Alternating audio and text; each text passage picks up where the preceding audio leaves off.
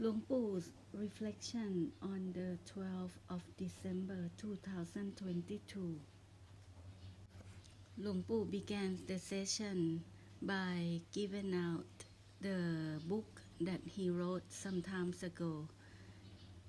The name in Thai is Beng Kak Kak, means to look closely and see clearly. He said that nowadays he don't know how to write anymore.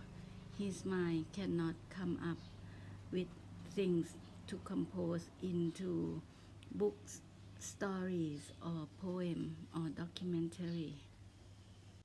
So he said to the audience that to look well or listen well, so you will know clearly.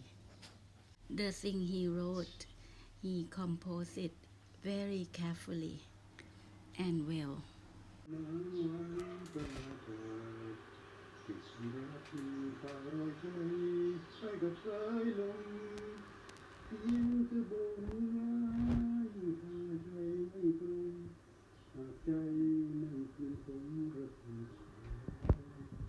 So Luang Pu sang the first part of a song that he composed and wrote it down in the first chapter of this book. The song goes like, keep the dream imprints and the past for the farewell. Keep the love to send the heart imprints through the wind. Just as you waved me goodbye, my heart was saddened, restraining the heart from bitterness, agony, and anguish. From now on, there will only be me and the old wound left. I must get over this shattering past. I once left my heart with you, but I became excessive. I will carry on walking without you. To move from this person to another,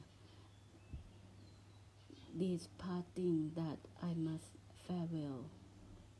Some scene with me in them had suddenly ended. Luang Pu said that these things, which he meant parting or to say goodbye, to say farewell, to be apart from all and everything, is the nature of the samsara. There is no need to advertise that he had composed a song because it's all in the past. He cannot go back to correct his past. So let bygone be bygone. Let everything pass according to their own nature.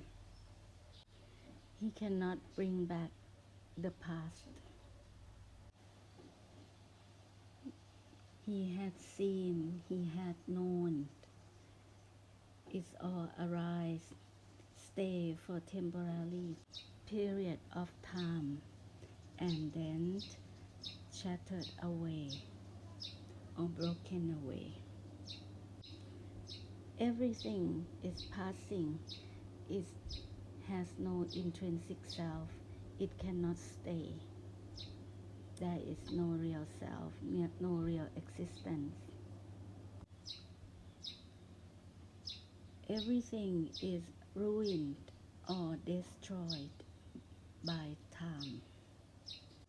When he was practiced in solitude, in deep forest up the mountain, his mind made up or fabricated up all these stories and verses.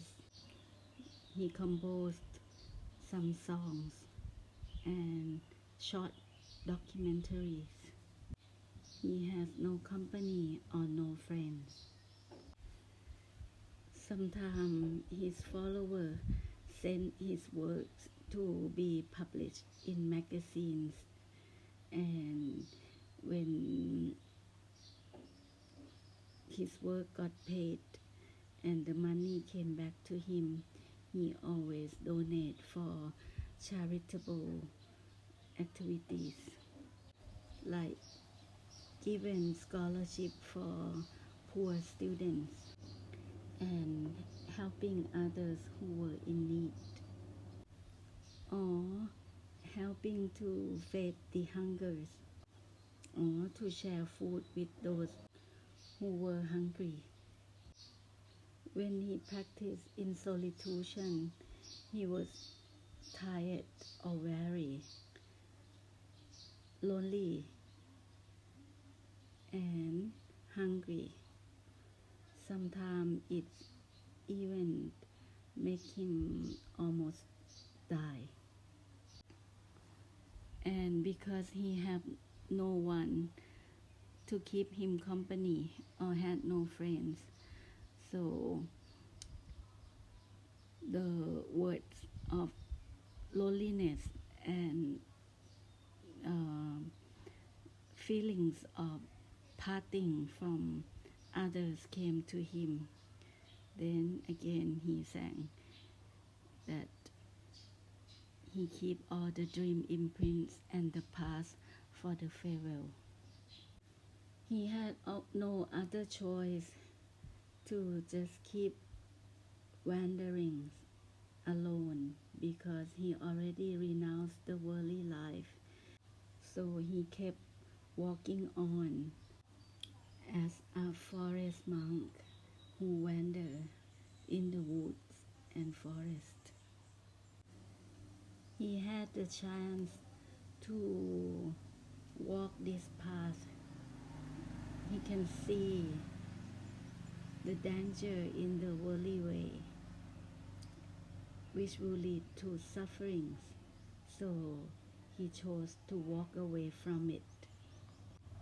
He said that if we don't study Dhamma, we will have to face sufferings. All of us have accumulation of defilements that are kept in our storage space. So if we don't study Dhamma and learn why we exist, we don't seek for the big meaning in life, all we will have to face is just suffering.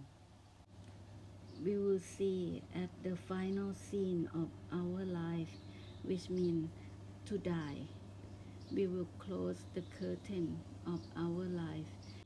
The feelings of being fearful or terrified. There is no stability, and the final scenes would have to end with farewell for everybody to say goodbye to this world. So he compared our life is like a stage play. So the world is the big stage for us to temporarily playing our role. So let's play the role of being like a hero or heroine, which means the most outstanding and successful through studying Dhamma. Be the one who has wisdom and end as heroes, not losers. So when you go to the temple, you study Dhamma so that you will have wisdom. It is true that you can read Dhamma or listen to Dhamma everywhere, like reading from books or get Dhamma knowledge from internet. But it's like there is a saying in Thai, it is better to travel 1,000 miles than to read 1,000 books. So it is better to come and learn Dhamma directly from the temple. You can experience the Buddhist culture and have direct experience, not a second-hand experience. Just to acquire knowledge, you can study from the Buddhist scripture or Tipitaka, but it is not like experience directly from teachers, gurus, and spiritual friends. Luang Pu said it is good for us to listen to Dhamma reflections from Venerable Master Po Si at Rom Bodhitham. However, we must listen well and get the essence of the teachings. It's not like when he said there is no need to do anything in any specific way in order to be enlightened, but you don't know to differentiate positive from negative or good from bad, and then you do all kind of things and you don't get the essence of the worldly dharma and the ultimate dharma. So you behave as if there is nothing, and you do all kind of negative things or wrong conduct, because ultimately there is no self, there is no right, no wrong, but to live peacefully and happily in the world, you must follow the worldly dharma, which suggests us to refrain from negative conduct or bad conduct, wrong conduct, and upholding righteousness and morality. Then Luang Pu wondered if he or Luang Po ordained first. So Manning said it must be Luang Pu.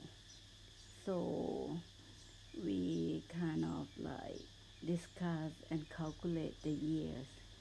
So the result was that Luang Pu was ordained 5 years before Luang Po. So Luang Pu said he is more senior.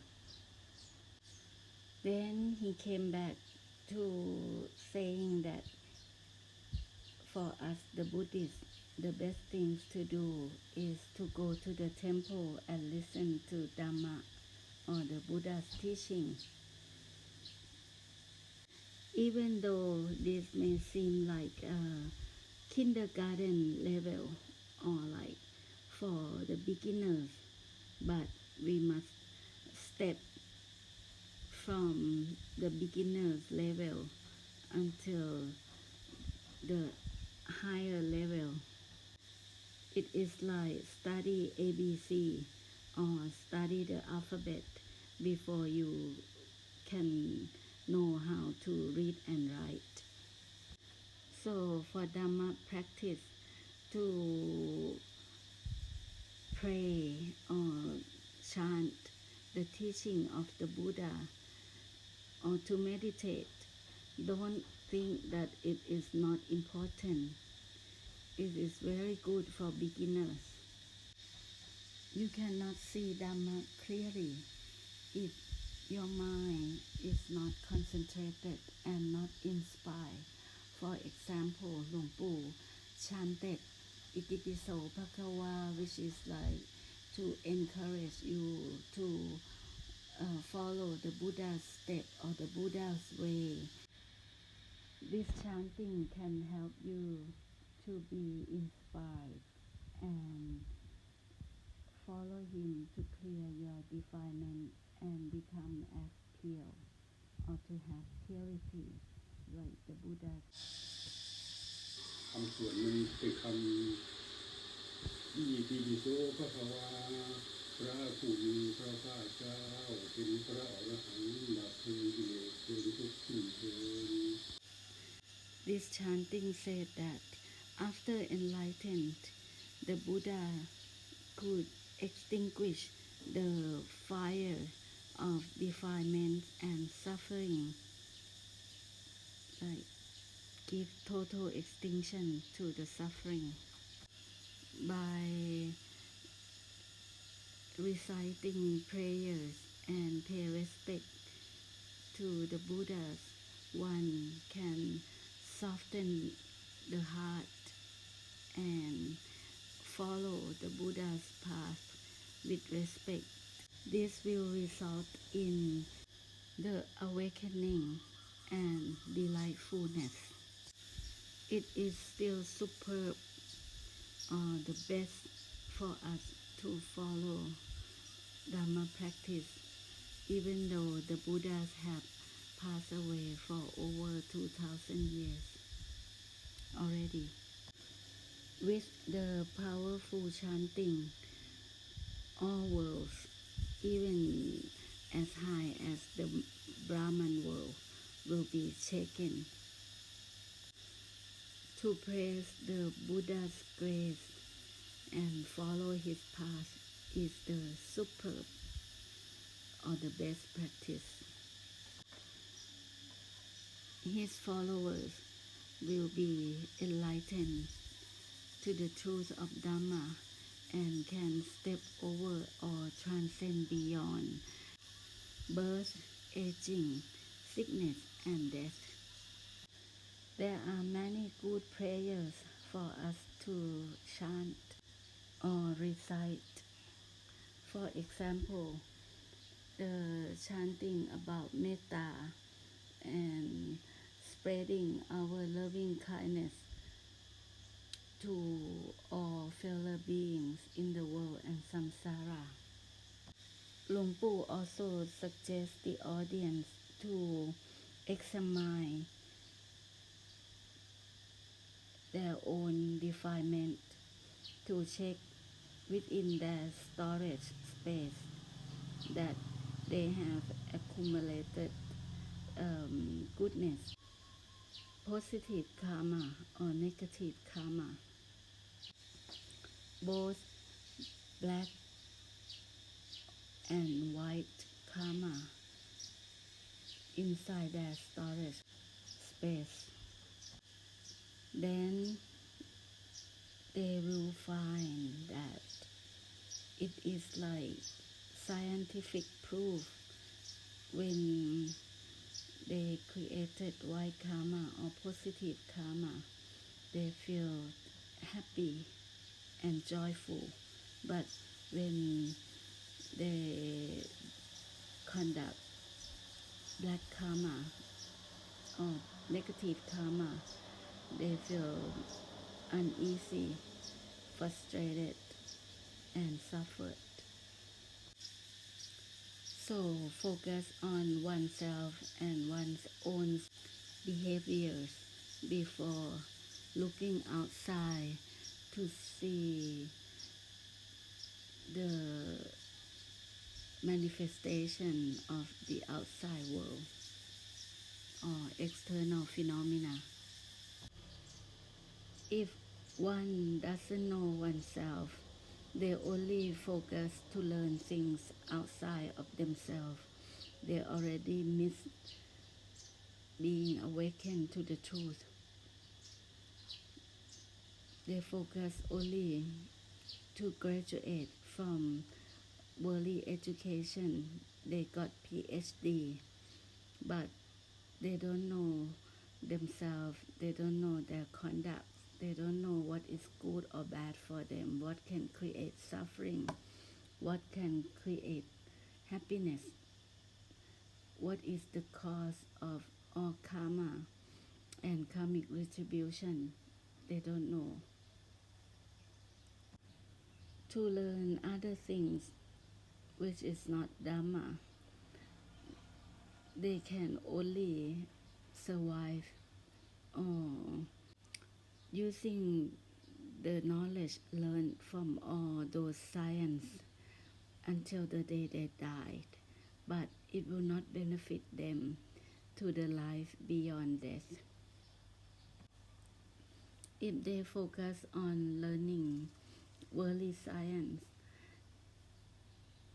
they will still behaving in the way that obsessed in creating hell for themselves or creating both good karma and bad karma, which will result in the cycle of becoming endlessly. For example, if we had done wrong conduct or negative karma, Buddhism teaches us to see that the karmic retribution or the result of bad karma will result in suffering and bad negative payback. So, through the essence of the teaching, though we cannot rectify or go back to our past to correct our past, we can still make forgiveness. We can clear our guilty conscience by asking for forgiveness. Without repent, without asking for forgiveness, there will not be any noble ones or enlightened ones in this world. He gave example of Angulimala or Ahimsaka, which is the name of Angulimala before he became the followers of the Buddhas.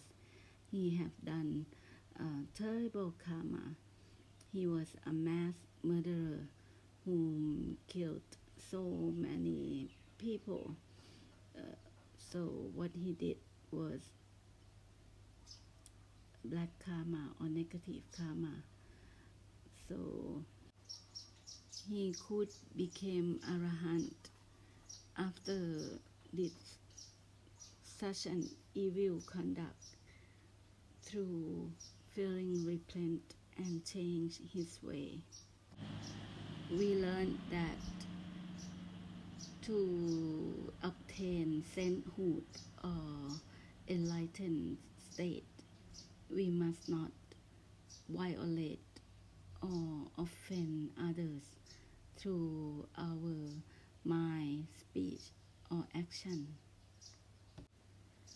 So how can this person who kills and taken so many lives cut their little fingers and use that fingers to count how many lives that he took and hang all the fingers around his neck can become an arahant or the fully enlightened one. Angulimala was a man that was born in a good family, and he also did very well in study, but he was tricked by his teacher to kill 1,000 lives so that he will be able to learn a special subject. So Luang Pu point was that for the audience not to criticize others, even though they project themselves as being so very evil, because everybody has the Buddha's nature within themselves, but somehow they have the karma that force their way to be evil.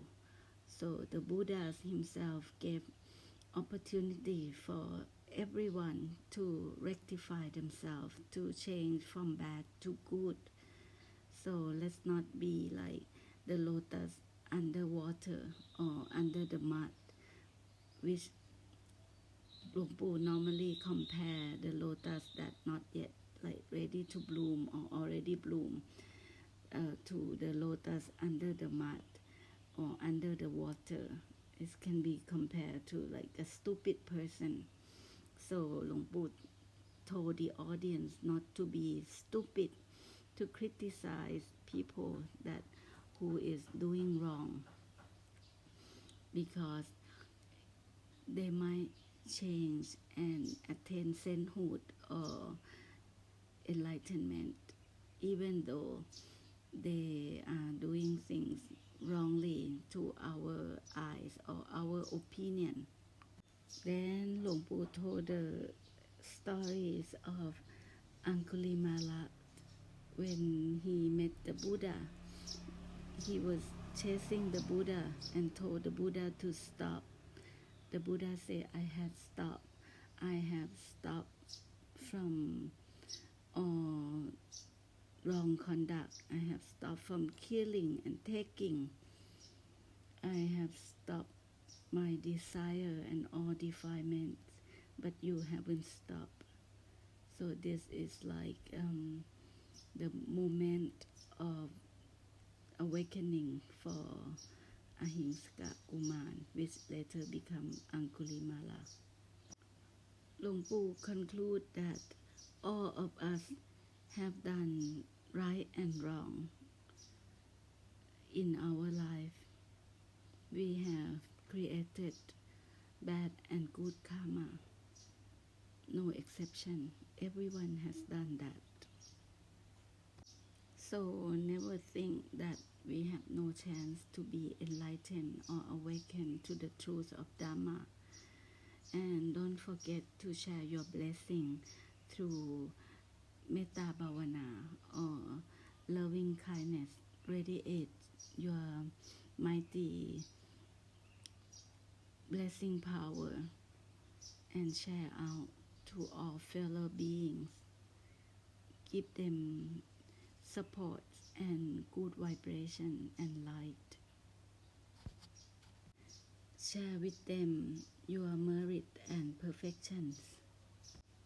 Let's not get stuck with Venerable Master Posi's word that there is no need to do anything because you don't understand profoundly what he meant.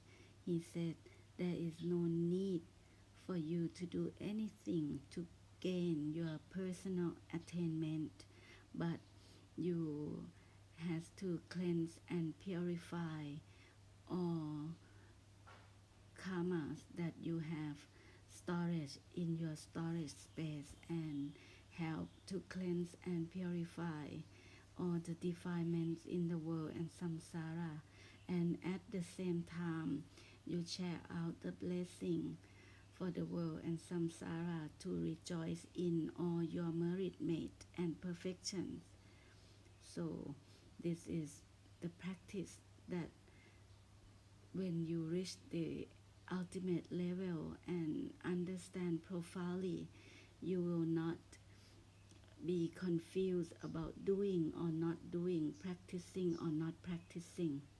Otherwise, it would be like you cannot have the breakthrough, you cannot hit the point, you cannot chew well, and you rush to swallow the teachings, and then the teaching got stuck in your throat. You cannot digest the teaching and cannot come to the one ultimate Dharma that all the teachers are pointing you to. Luang Pu said he is not a preacher because if he was a preacher, he would preach something like, there is nothing, there is no need to practice or do anything in any certain way in order to gain enlightenment. Everything has no self. Even Dhamma is anatta. There is nothing to hold on to.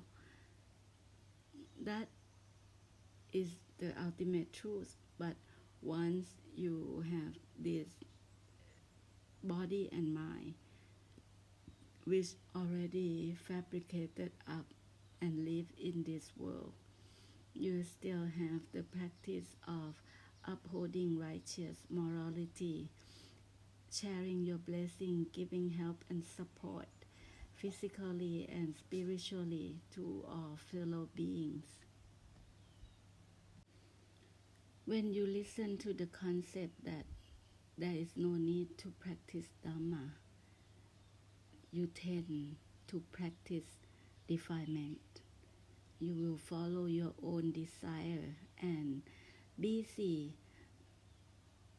feeding desire or response to your own craving and wanting and getting and taking, you will not giving out your blessing because you think there is nothing for you to do in terms of being good Dhamma practitioner. You will have serious karma and karmic retribution when you practice black karma or negative karma or wrong conduct. You may not feel that when you do wrong and you have to face suffering because you're still in the period of enjoying the